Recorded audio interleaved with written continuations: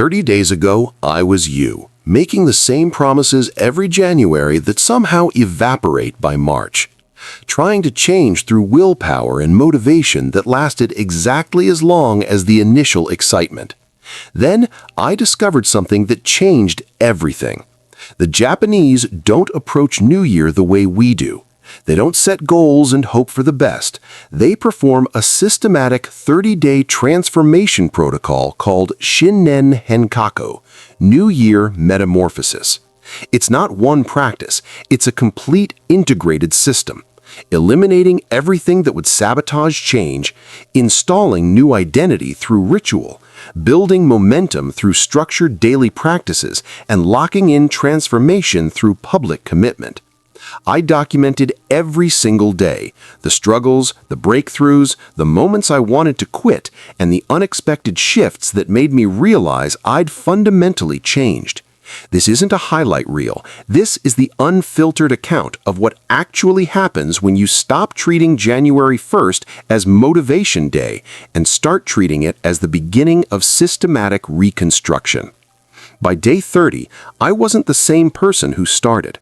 And here's what shocked me most. The change felt inevitable, not difficult.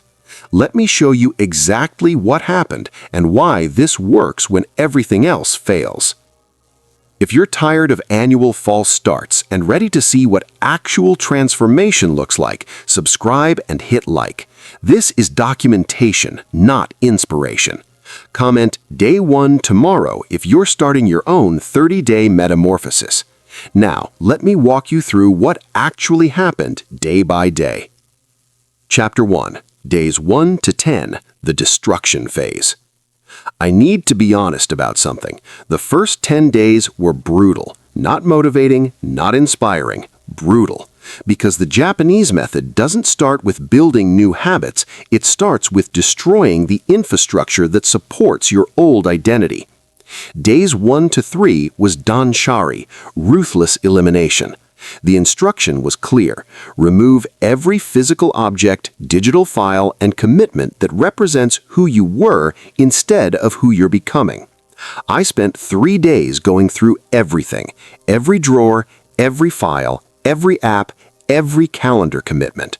By the end of day 3, I had donated 40% of my clothes, deleted 80% of my phone apps, unsubscribed from 127 email lists, ended 3 recurring commitments that drained energy, and removed 200-plus digital files representing abandoned projects. My apartment felt empty. My calendar had actual white space, and I felt exposed in a way I didn't expect. Here's what nobody tells you about elimination.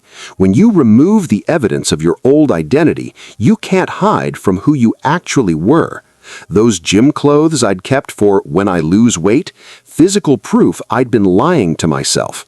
That course I bought 2 years ago and never opened, evidence I buy solutions instead of executing them. That networking group I attended monthly but dreaded, proof I do things out of obligation, not purpose.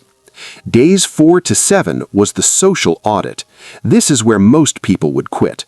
I categorized every person I'd interacted with in the past 90 days as growth, makes me better, neutral, pleasant but unchanged, or drain, extracts energy without return. Then I acted on it. I unfollowed 83 people on social media. I let 3 conversations die naturally instead of forcing them. I declined 2 upcoming social events I'd committed to out of guilt, and I scheduled deeper connection with the 5 people who actually elevated me. This felt terrible. I kept thinking, what if I'm wrong about these people? What if they notice? What if this makes me a bad person? But here's what happened by day 7. I had mental bandwidth I hadn't experienced in years. The constant background anxiety of managing relationships I didn't want had disappeared. Days 8 to 10 were kakinaoshi, the rewriting ritual. Every evening, I wrote down 3 categories: 1 success from the past year, 1 failure from the past year, 1 lesson I'm carrying forward. On day 10, I compiled everything into a letter to my past self. Then I burned it. actually burned it in my kitchen sink at midnight. Watching that paper turn to ash felt absurd and profound simultaneously. Those failures weren't just acknowledged, they were literally turned to ash. I couldn't retrieve them, they were finished. By day 10, I understood something critical. You can't build a new identity on top of an old foundation. The Japanese method forced me to demolish the old foundation first, and demolition isn't comfortable. It's destructive, but it's necessary. Chapter 2. Days 11 to 20. The installation phase. Once the old infrastructure was eliminated, the actual transformation work began, and this is where the method became surgical. Days 11 to 13 were dedicated to Mokuhyo Sengan, purpose declaration, not goal setting, purpose identification. I spent 3 days answering one question: who am I becoming and why does it matter? This sounds simple. It's not. I wrote 47 versions of my purpose statement before I landed on one that passed what the Japanese call the 3 a.m. test. If someone woke me at 3 a.m. and asked, "Why are you doing this?" could I answer immediately without hesitation? My final purpose: I'm becoming someone whose word is absolute and whose attention is undivided, because living any other way keeps me trapped in mediocrity that dishonors my capability. Reading that now, it sounds dramatic, but at 3 a.m. on day 13, when I couldn't sleep, that sentence felt like the truest thing I'd ever written. Everything I was changing served that purpose. Everything I was keeping aligned with it. Days 14 to 17 introduced the daily rituals. This is where the method becomes mechanistic. 5 a.m., wake. Immediately speak my purpose statement out loud. 5:05 a.m., cold water face wash, then 10 minutes of breath work. 4 count inhale, 8 count exhale. 5:15 a.m., write 3 daily non-negotiables, actions that must happen regardless of conditions. 9 p.m., review day, answer 3 questions. Did I execute my non-negotiables? What obstacle appeared? What do I adjust tomorrow? By day 17, this sequence had become automatic. I wasn't using willpower to do it. I was just doing it. The repetition had created a groove my day naturally followed. But here's what changed that I didn't expect. Decision fatigue evaporated. Because my mornings were scripted, I wasn't making dozens of micro-decisions before 9 a.m. I woke, followed the sequence, and by 5:30 a.m. I'd already executed the most important parts of my day. Everything after that was bonus. Days 18 to 20 were the test. The method requires you to deliberately create obstacles to prove your installation worked. On day 18, I scheduled a difficult conversation I'd been avoiding for months. On day 19, I committed to a project deadline that scared me. On day 20, I said no to something I would have said yes to 3 weeks ago. All 3 felt hard, but not impossible. The difference was massive. Old me would have avoided these situations indefinitely. New me, after 18 days of systematic installation, executed them without the paralysis I expected. Not because I was braver, because my identity had shifted from someone who avoids hard things to someone whose word is absolute. The actions flowed from the identity. Chapter 3. Days 21 to 30. The momentum phase. By day 21, something shifted. The practices stopped feeling like things I was doing and started feeling like things I simply was. This is what the Japanese call shukan juten, habit gravity. When you do something consistently enough, continuing becomes easier than stopping. Days 21 to 25 were about expansion. The morning ritual was locked in. The 3 daily non-negotiables were automatic. Now I added one practice to each of the 3, morning, midday, evening. Morning edition. After speaking my purpose, I added 1 minute of visualization, seeing myself executing today's non-negotiables successfully.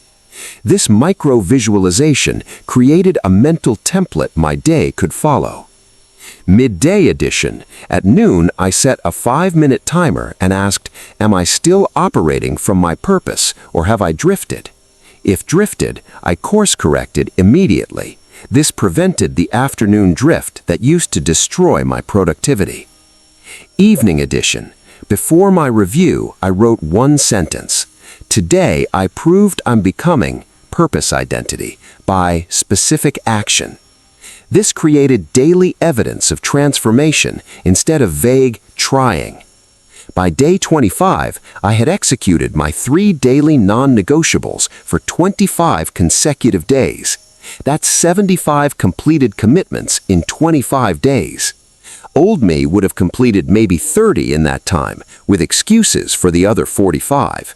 The difference wasn't willpower, it was system. Days 26 to 28 were about sharing. The Japanese method requires you to make your transformation visible, not for validation, for accountability. On day 26, I told 3 people what I was doing and invited them to ask me about progress anytime. On day 27, I posted my purpose statement publicly. On day 28, I documented my 30-day changes in a format others could see. This created external pressure that internal intention never does. When others know what you've committed to, backing away means public inconsistency. Your brain resists that, so it keeps executing to maintain external alignment. Days 29 to 30 were reflection and projection. On day 29, I reviewed all my daily entries from days 1 to 28. The person who wrote day 1 entries felt like someone else, struggling with basic elimination, doubting whether this would work, wanting to quit multiple times. Day 30 person had executed 88 of 90 possible non-negotiables. 2 days I only completed 2 of 3. Had eliminated 20-plus surface relationships and deepened 5 meaningful ones. Had spoken my purpose out loud every morning for 30 days. Had made my transformation visible to others. The metrics were undeniable, but the feeling was more important. On day 1, I felt like I was trying to become someone. On day 30, I felt like I was being someone. The trying had stopped, the being had started. Chapter 4. What actually changed and what didn't. Now you might be thinking, what specifically is different after 30 days? Let me be precise about what transformed and what didn't. What changed? My baseline anxiety dropped dramatically, not because life got easier, but because I eliminated energy drains, bad relationships, pointless commitments, physical clutter, and installed daily certainty, morning ritual, 3 non-negotiables. My nervous system stopped operating in constant low-level stress. My follow-through rate increased from roughly 40% to 95%. When I said I'd do something, I did it. Not because I became more disciplined, because my identity shifted to someone whose word is absolute, which made following through automatic instead of effortful. My decision speed increased.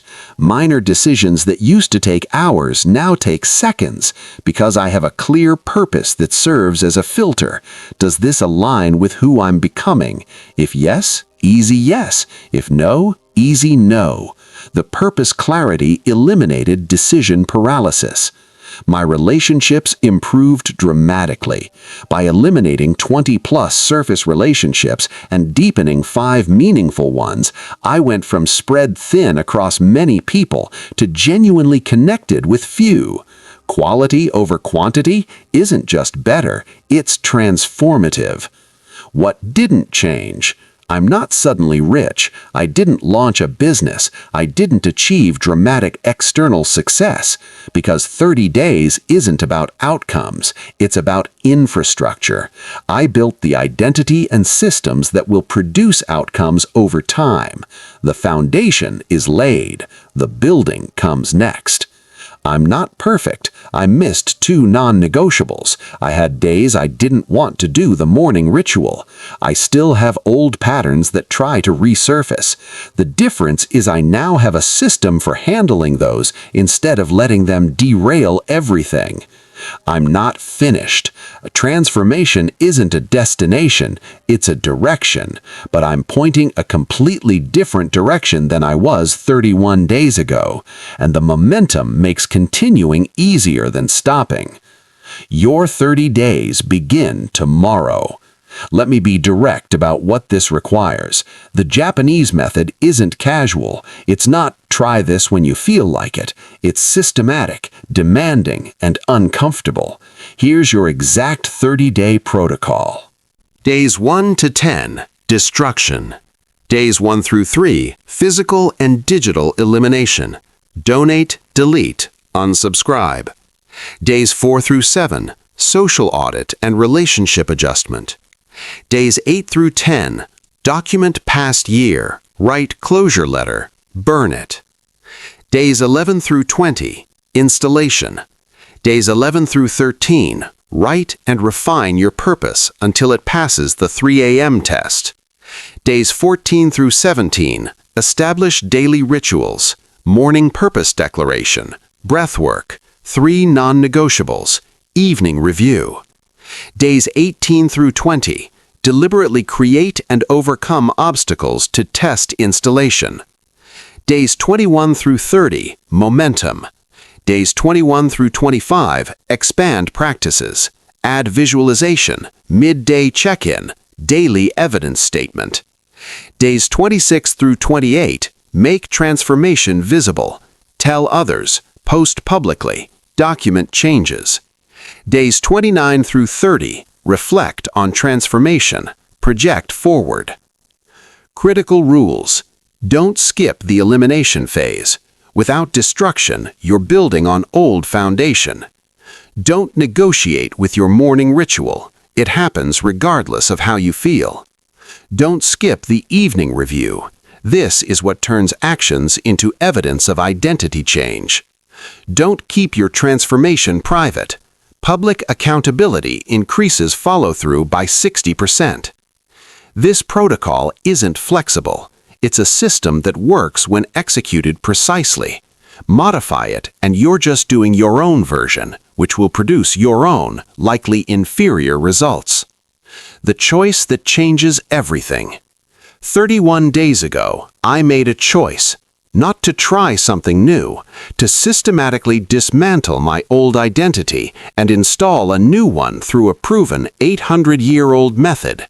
That choice created 30 days of work that produced a transformation I'll benefit from for decades. Right now, you're at the same choice point. Tomorrow, you can start your 30-day metamorphosis. Or you can continue being who you've been, hoping different results emerge from unchanged identity. The Japanese method works. I'm proof. But it only works if you execute it completely. Partial execution produces partial results, which feel like failure, which leads to quitting. If you're ready to commit to 30 days of systematic transformation, comment below, starting tomorrow, your purpose in one sentence. Make it visible. The Japanese practice these transformations communally because private intention is weak. Public declaration creates the pressure that maintains execution. And here's the truth I didn't fully understand until day 30. You don't complete transformation in 30 days. You install the infrastructure that makes transformation inevitable. The person I am on day 30 will continue evolving because the systems I built keep running. That's the difference between this and typical New Year's resolutions. Resolutions are outcomes you try to reach. This method is infrastructure you install that produces outcomes automatically. 30 days changed my life, not because 30 days is magic, because 30 days of systematic identity reconstruction creates momentum that carries forward indefinitely. Your 30 days begin tomorrow, not when conditions are perfect, not when you feel ready, tomorrow. Day 1 tomorrow. Are you starting?